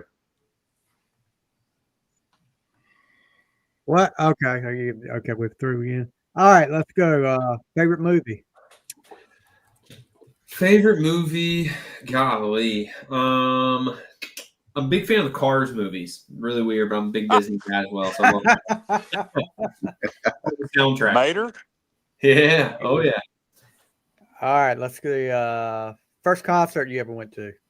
Rascal Flatts and Taylor Swift opened up for him and Darius Rucker. Oh, God. I was there. Kyle, how about that, Kyle? I didn't know Holton. I was at the Holton has such poor taste in music. Kyle, what do you think about that, Kyle? I don't know. I don't know what to think about literally, I was probably 7 or 8 years old. See, it wasn't his fault. His mom made him go. Yeah, it was my dad. It was my dad, actually. So my dad. Oh, so you shouldn't have said that on the air. Now, I'm a big country guy now. I love Been to a lot of good concerts. Cody Johnson. All right, who do you like now? All right, so Cody Steve, I'm Jinks. sorry. Just Kyle, shut up. He just said the magic word for you. Who Hey, do I that- like now? I'm a big Texas, living in Texas for those few months and for 2 years in a row. I love that style of music, like West Texas music. I love like Cody Jinks and stuff like yeah. He said, "Did you talk over him?" He said the magic word, Cody Jinks. like- Kyle. I like. Did he already say Cody Jinks? He I was missed saying that. it when you were talking. Holy shit! All right, Holton. Also, I've seen Red Stray Clays are a new one. I really like them as well. Red Clay Strays. Yeah. You like Holton, Billy I've Strings? seen Cody Jinks 8 times. I'm a Cody Jinks fanatic. Okay. Yes. Okay. Yeah. You ever listen to Billy Strings? Billy Strings, I have, but not enough to know. I really don't listen. I'm a podcast guy now. I actually am about to delete my Apple Music and just get Pandora because it's free. But I'm just a podcast guy now. And anytime, the only time I'm really in my car because I work remote. Turnpike Troubadours, they're good too. I just saw someone comment that on Turnpike. Brennan Shapiro is a ECU grad. He just got married yesterday. Oh, congrats! Are you supposed to be on the podcast? Yeah, he used to be on the podcast. Let's go. He got married yesterday, and he's listening to us tonight. Hey, He is. That's dedication. There. It's not the honeymoon night, so he's a good loyal listener now. But yeah, I'm a big the only time I really even get in my car, I'm either with my wife and she listens to gospel Christian music, and then in the mornings, me and Caden go work out in the mornings, and we just talk about either ball or business or something. So I really don't get it listening to new music nowadays.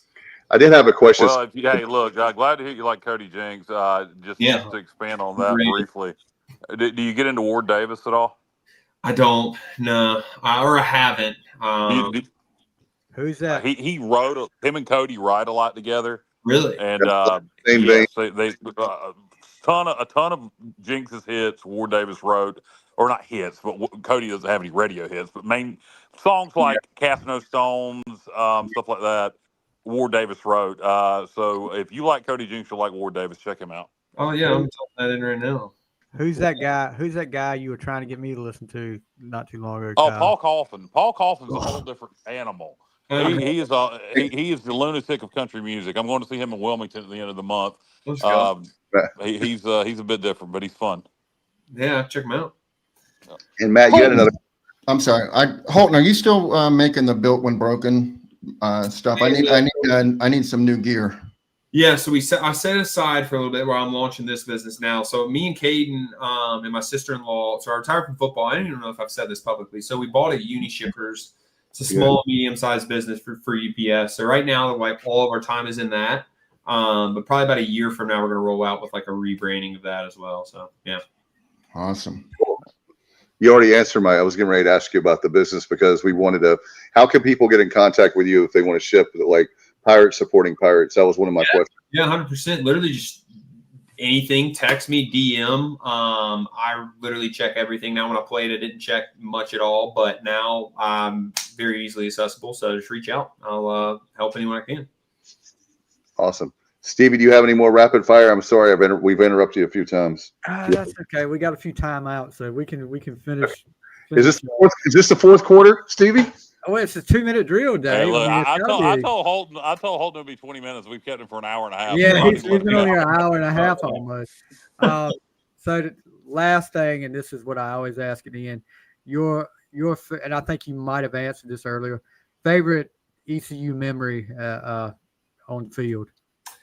Yeah, winning the bowl game obviously is the obvious answer. Outside of that, I think 22 was a really fun year for me. I wish we could have I wish a couple of those kicks would have went our way. The state game would have been really cool. I'd really look if I could go back and relive a year, it probably obviously be 22 or 21, but 21 was really special because it was the year we flipped it finally. And I sometimes still will go back and watch the ending of that Memphis game at Memphis when we finally did it, and watching I know there's a video of Gerard Stringer jumping up and down, Xavier Smith, because it came down to the final play.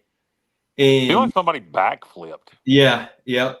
It was Xavier Smith, I believe, did a backflip. And just like going through that year with those guys who, when we came in, we were recruits, like we committed to ECU when there was like nothing to, like I knew what ECU was supposed to be, and I committed knowing like we're going to get it back. But like those guys who weren't from here committed to ECU pretty much based off of what I told them or someone told them in the recruiting process of what ECU could be.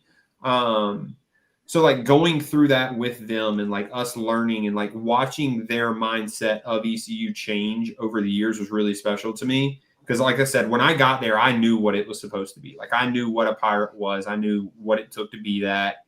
But seeing guys who came in and their only vision of ECU was losing, and then watching them grow into like loving ECU like I did was probably like one of the cool experiences of my life. And they still do today. Like they're literally the room I'm in where my office is, like Noah Henderson, my right tackle. We came in together. Noah stays here like once every 2 weeks. He's always here. Like he talks to my wife probably more than he talks to me. Like Grace, my wife, would just be like, yeah, Noah's staying this week. And I'm like, what the heck? But like looking back now, like that is like amazing to me. It's like this group, the group chat with my former teammates is active. Like we love ECU, and just seeing their mindset and then get to experience what ECU is supposed to be. Like that was probably like the highlight of my career at ECU. All right, one final thing for you, I promise. As far as the season goes, do you have in mind, you feel confident we're going to go to a bowl? What do you think? How are you feeling we're pretty much at the getting ready to be after the Tulane game will be the second half of the season. So how are you feeling in the first half of the season? Yeah. First half could have bounced a couple different ways. I mean, I think we're in position to where we can go really have a special year. Like we can go win the conference championship. And if you win that, then you're in the playoff. I'm still sticking. I said at the beginning of the year, 8-4 is where I think we'll end up. And I think we will end up there. I think some of our inefficiencies running the football, if we have a special year, it's because they fixed it during the bye week, and same with red zone, or that's going to be something we fall back on. 8-4, I think, with this schedule, like, and in this conference, it should be like the bare minimum nowadays. So, I mean, I really do think that is where our program is compared to other programs in our conference. But we'll see. The difference between 8-4 and 10-2 are probably a couple plays. So we'll see if we bounce those plays or higher than obviously. But we'll see. Holton, a quick fact for you here. See if you know this. Do you know how many times we've won 8 games or more in the regular season? Not counting getting to 8 wins after bowls, but 8 wins or more in the regular season in this millennium, the last 25 years. 25 years ago, let's think. Shane Carden's year. Let's go 4, 3, 5 times in the last 25 years. So it was 08, 09, 13, 14, and I'm missing one here. 08, 09, 13, 14. I counted this. 12. Well, people forget we went 8-4 in 2012. Yeah. So the 5 times. So to me, and this is not lowered expectations, but to me, if we go 8-4 in the regular season, that borderlines on special season. Yeah. No, it really does. I think, in my opinion, and I keep going back to the conference things, I don't think our conference is short. Like our conference is built for someone to just take over it. And right now it's been Memphis and Tulane have been seem to be the front runners. Like USF, Florida also. Yeah, USF is making that push. But I think the Navy's going to win it. Yeah, that's the thing is we have to be it's like the new team, like the old teams were Cincinnati, UCF, like the teams that literally left the conference. SMU. Yeah, SMU, and these teams that they're not here anymore. Someone's got to take over this conference, and why not it be us? And that's why, Kyle, getting back to our original conversation of just saying let's make this known that this is what we're here to take over the American and to make the playoff and make it a consistent thing. That's how I believe it should be. Yeah, that's why it's a big year for us, honestly, Kyle. Is our schedule is set up. We have Tulane and Memphis is the 2 big games. Every game in between that, we should be favored.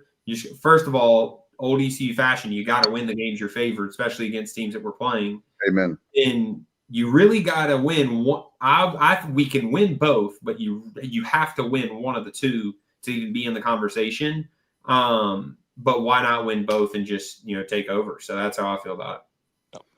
That's great. Well, Holton, man, thank you so much. We were talking about off air with our group text. It was going to be like 20 minutes. So you're a lot of fun. I appreciate everything you've done. And, one thing I will say finally is appreciate you being a Pirate. I know you could have gone anywhere, but please keep speaking your voice, because there are a lot of people that they listen to you, they trust you, they believe in you. And being a Greenville kid who did great things at East Carolina and still after the fact. And I think that maybe people will start listening like, hey, if we want to be the top of the mountain of the American, we can't say we're happy with third or fourth place or, money wise, finishing third or fourth. We need to be committed to being number one. So thanks, man. I appreciate you for everything. And you're welcome back anytime you want. And listen to you on the fifth quarter. For sure. Thanks for the support, guys. And keep doing what you're doing too. Just let me know when you want me to come on again, and I'll jump back on. So all right. All right. Have a good one, man. Appreciate it, Hope. Yeah, Thanks, Bob. Bye-bye. All right. Good Sunday night. And Matt, I did wanted to he touched on something that it felt like a Matt Semenza speech. That's why it feels great to have you on the show. Not only you're a great guy, but also the fact that being a former player, and I'm not trying to harp on it, but he made the great points. And Kyle, we've all talked about it, but how do we get to that point where people say, look, damn it, we want to be number one. We've got the best fan base. Our facilities are improving. People are turning the corner on giving. I know you're asking Matt, Dave, but I'll answer it, then Matt can jump in. One, it's got to come from the top. It's got to come from, and that was on the shot at Ryan Robinson earlier when I said, would you like Ryan Robinson's job? I just think Holton would do a great job running the Pirate Club. I could see that, maybe not now. Some older donors, might not be as giving to a 25-year-old coming and asking for money, but maybe when he's 35. But so it's got to start at the top. The top has got to demand. Look, I don't think John Gilbert, and I don't know how he feels internally, but externally, it does not feel like his standard is, hey, we got to win this damn conference. And it should be. So it's got to start from the top. Two, you got to go let's say by Holton, 8-4. All right. So let's say we go 8-4 this year. That's an improvement from 7-5. Let's say we win our bowl game and go 9-4. You do that this year, and then people are going to raise their expectations. Once you win 8 or 9 in the regular season, then you're like, all right, now we need to compete for a conference championship. So sometimes it takes steps. So I think those are the two things. You got to take the next step. It'd be nice to jump a step and go ahead and play for a conference championship this year. But if you win 8 this year in the regular season and then win your bowl game and get to 9, then people are going to demand more. So I think that's the answer. Those are the two things. One, it's got to come from the top, meaning the administration demands that we win at the highest level. And then two, the more you win, the more people are going to expect. Look no further than Dabo Swinney and Clemson. Matt, do you want to expand further? Yeah, no, I mean, look, I always kind of give you give you guys the Navy and the Army example, right? Like if you walk onto Navy's campus or Army for that matter, everywhere you go, there's signs that say, if you're at Navy, beat Army. It's everywhere. You can't walk 10 feet without seeing it.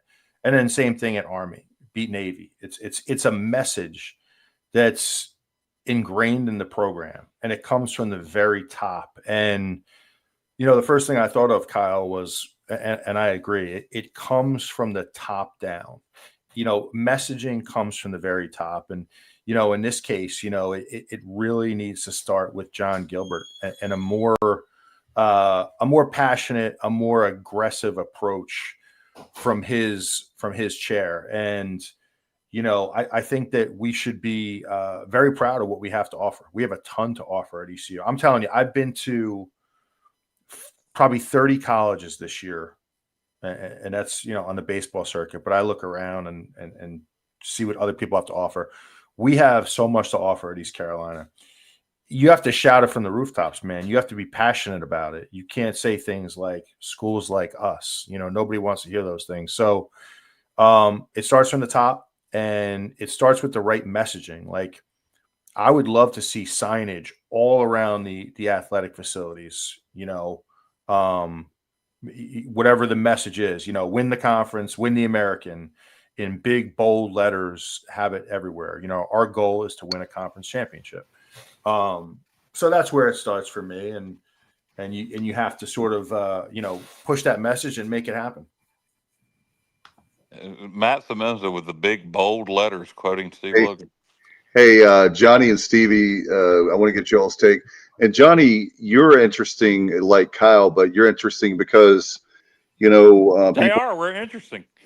Yeah, no, I'm making We a got point. that going for us, Kyle. I'm making a point. So I could be included in that. I didn't become a fan until 1986 when Lenny Plummer, who if you know Jared Plummer, who's in the outfield there in the jungle, his dad is the reason I'm an ECU graduate. I'm an ECU fan. I've covered the team. It all starts with there, but I didn't have the born into the ECU program or going to the games until I was in 8th grade and they had a FCA day. But anyway, I wanted to get y'all's take because I believe that the Kyle Barbers of the world. I think Kyle, you were 12 when you became a fan. Diehard fan. I was 14. 14. Okay. And I think that we need to embrace. There's a lot of people that it doesn't matter where you went to East Carolina or not. Johnny, you're a perfect example of a guy that is an incredible fan. I mean, you bought a house. People don't know. Hopefully, Johnny, don't mind me saying, bought a house near the stadium so that he's not even from Greenville, but he has a house in Greenville so he can support his fandom by living there some of the time so he can go to games. I think that what my point is that we're missing out. There's a lot of guys and ladies that and by the way, December 4th makes 10 years we haven't had rough. And there's still people that they never came back. Some of them come back, some of them maybe not as gung-ho, if you will. But just wondering from both of y'all that are like the three of us, that we didn't start out as a baby as born into the Well, Stevie's the same way. Matt, really, it's right, not yeah, just everybody here. Matt certainly that's wasn't true. born a pirate. So, what is your question, Dave? I'm just saying that there's a lot of, in other words, my point is there are people that it doesn't matter if you're a graduate or not. We need to be reaching out to a lot of fans who, anybody and everybody, if you want to be a Pirate fan, listen. Oh, you're saying we need to embrace more so than just alumni. And how do we recruit people that aren't alumni? Yes. I guess is what you're asking. I don't know. I fell in love with it by happenstance. I identified with it. It was local. It was, I identified with the underdog, and it was local. And then I fell in love with it. I could get into my whole backstory of why I fell in love with it, more like that, and what was going on in my life when I was 14. But I really, that's not going to help us get new fans. I don't know at what point JR became a fan. I know Stevie became a fan during the '83 season. So winning helps. That's one of the biggest things. And those people that are passionate, I don't know how many people that are passionate and love it take it upon themselves to give and buy season tickets like I do. So I don't really know what the answer is there. JR, do you have an answer to that question? I do not. I would like a clarification though. Yeah, I'm not a wealthy dude. Like I have 2 houses, one in Greenville, one here in Virginia. But Multi-millionaire, Johnny you would Robinson. put both of my houses together, and you could fit them both in Matt's house. I guarantee you that. The high roller, Matt. I'm not a man of wealth, but I became a Pirates fan in the '80s. I don't know about that. In the '80s, no, I'm not. No, I've just always liked the Hey, big underdog. man, let me hold $1. If anybody's interested, I became a Pirates fan in the '80s when my friend had George Mason tickets, and I hated George Mason. And this is basketball, and so I adopted another team in the CAA, and I adopted the Pirates. Plus, because I love the football team, because I love underdogs, and they would beat big teams routinely. So I started buying Pirate gear then, and then every time I vacationed in North Carolina every summer since I was able to walk. And I just remember seeing all the Pirate flags at the beach, the ECU flag. And they were my team, and they still are. Yeah, that is more interesting from JR, that you didn't attend ECU. That you're from Virginia, though. You're not from North Carolina. You're from No. Virginia, kind of northern Virginia. Me and him both. Yeah, shut up, Stevie. You're the one that started that crap. Yeah, that's true. That's true. So it is interesting how you became a fan. That's more of an interesting story. Me growing up in Williamston, it really isn't that astounding. Stevie growing up in northeastern North Carolina is really not that extent, but you being from Northern Virginia, it is kind of interesting. There's one more thing to add to it. Okay, so there was a guy, I played basketball at this park called Nottoway Park in Virginia every day, all day long. And there was a kid I played with. He was younger than me. And I watched him grow up. And I always picked him on my team because he was a hustler. And he ended up going to East Carolina. His name was Gus Hill. I don't know what happened to him. I never hear anybody talk about him. But he was a baller. And he made me. He made basketball here? Yeah, he sure did. He's got some records. We're going to track him down and get him on the podcast. I wish you could. Gus Hill. If anybody out there knows what Gus Hill's doing. We are looking for Gus Hill, and we were going to make this public. We are going to get Gus Hill on the podcast. All Points Bulletin, Gus Hill. So he cultivated my pirate, which I already had a pirate, love, and he cultivated it. So there you go. All right, quickly before we get out of here, let's briefly talk about the Tulane game. Tulane game Thursday night. We'll have our full preview on Tuesday. Yeah, with Corey Glore. So Tuesday night. Thank you, Kyle. Yep. So Tuesday night with Corey. But quickly, Tulane obviously a very good football team. Have wins over Northwestern and Duke. Going down to New Orleans, we have had very little success in New Orleans. In fact, I cannot tell you I think the last time we won in New Orleans was, good God, 20 was it? I don't know, because we lost to them down there in 13, I think, when we had a really good season. We got ups. I don't know the last time we won in New Orleans. Somebody look that up. JR, do you know? No, I don't, but I do know that Tulane is 23-2 in their last 25 conference games, but both of the losses were at home, so we got that going for us. Yeah, and, I think, is this just our second or third time playing at Yeoman? So most of those losses did occur at the Superdome. So it's going to be a tall task Thursday night. I really believe in. I think the remainder of the conference schedule is tougher than people realize. I think Temple's getting a lot better. Florida Atlantic's getting better. UTSA might not be as good as we thought. But Memphis is in Greenville. I think this is our toughest game the rest of the way. Not that Tulane's necessarily better than Memphis, but we get Memphis in Greenville, and we get them the week after they play Tulane and the week before they play Navy. So we're the sandwich, who cares game, if you will, for Memphis on paper as it is today. So I think this is our toughest game the rest of the way. So it's going to be a very tough outing, and we'll get more into that one Tuesday. Did anybody else want to say anything about the Tulane game? Matt, you need to get out of here. You got anything you want to say about the Tulane game? I just think that, like I mentioned earlier, my big thing with the Tulane game is it's another game, very winnable. I don't see any game on this schedule that I don't feel is winnable. But I really believe it's going to come down to, can we execute in the red zone? I fully expect to move the ball. Can we score touchdowns? Because Tulane's going to move the ball as well. And what makes me nervous with them is the dual threat quarterback who can run it very well, much better than most people realize. So we're going to need to score touchdowns in the red zone, and we just can't turn it over like this, because you're just not going to beat a disciplined team of that caliber like Tulane if you turn the ball over. So it's going to be interesting. I think it's going to be a great game. I have something to add to that. We got to stop the run. That's all there is to it.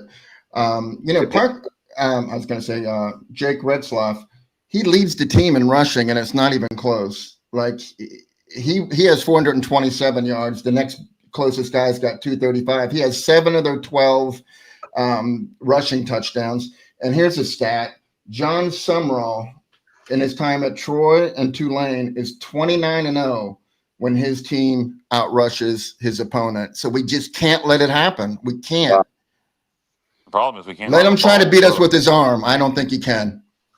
That's a good point, Johnny. And what is our we had didn't we have a top 20 rushing defense? Is that still the case? Yes, absolutely. Yes. We like do. 13th. Yeah, I was going to say that, that's for me, just my concern is that they may try to do too much, meaning our team as a whole. So that's my concern, is don't try to do too much. Be who you are. And I don't think they have to when I say lights out, I don't think this is like our Super Bowl kind of game. I know that we don't need to make mistakes, but I would think that that would be my thing, is just let the game, if you're, by the way, if you're Caden Hauser, let the game come to you. Don't try to force things that are not there. That's another thing that comes to mind. But one thing, guys, before we get out of here, and I was going to do it at the beginning of the show, and we had Holton. And thank you, Kenny, very much. I'm so tired right now from a long weekend on the Outer Banks. Not a bad problem to have. Rest in peace, Harold Robinson. We put it up on our. He was Harold was one of those guys who I was not playing football. I wish if I could go back in time. He meant so much to me. I wish I could go back and play. I was doing a whole bunch of stuff and outside of sports, but I wish I could go back and play football for him. He was on here in 2023 as we did Martin County football together. He started to get sick during the season when we were doing that. And unfortunately, we lost him early Saturday morning. Friday night after the football game, he went to sleep. And I just said, wow, that's kind of ironic. Is that the right word? That it was after Martin County win Friday night? Yeah, he passed away Saturday morning in his sleep. But anyway, we're going to definitely miss him. He was very good to me personally, professionally. I've got a whole bunch of stories, which we don't have time for. But, Coach, we're going to miss you a lot. And we're working on stuff locally here to honor him. We have homecoming, and not this Friday night, but the next Friday night against Currituck. So we'll probably try to see if we can do something then. But yeah, for Pirate fans, Harold Robinson, obviously everybody knew him. Was part of the program since 2004 up until with the beginning of the Mike Houston era. And, so Harold is a guy who's very important to Pirate Nation and obviously even more important to Williamson and Martin County High School football. So rest in peace, Harold Robinson, and condolences to his family. Yeah, in fact, he went to Kenny. You probably know this. He was a Washington High School graduate of the Pan-Pac, and Kenny played against him in the early '80s for Washington when he was coaching at Williamston. So, by the way, update Johnny really quick. Alan Vick said last I heard Gus Hill was in New Bern. I spent a couple years ago. That was a couple years ago.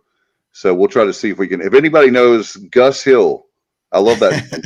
That would be awesome if we could get him on here. In front of his name, I think that's a cool name. I don't know what it is, but Gus Hill.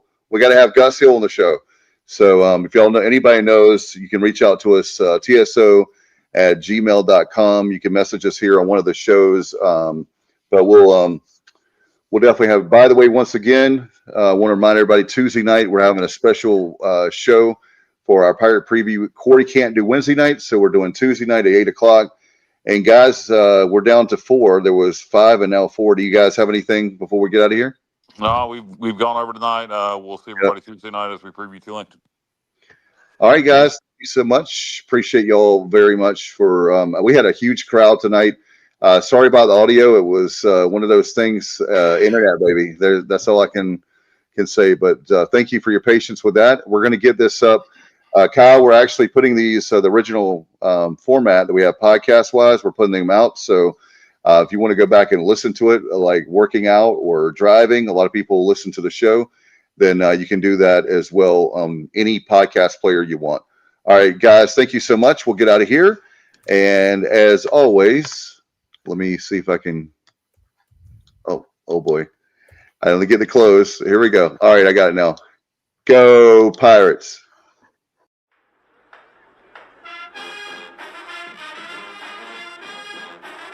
You're watching The Sports Objective, the podcast for Pirates.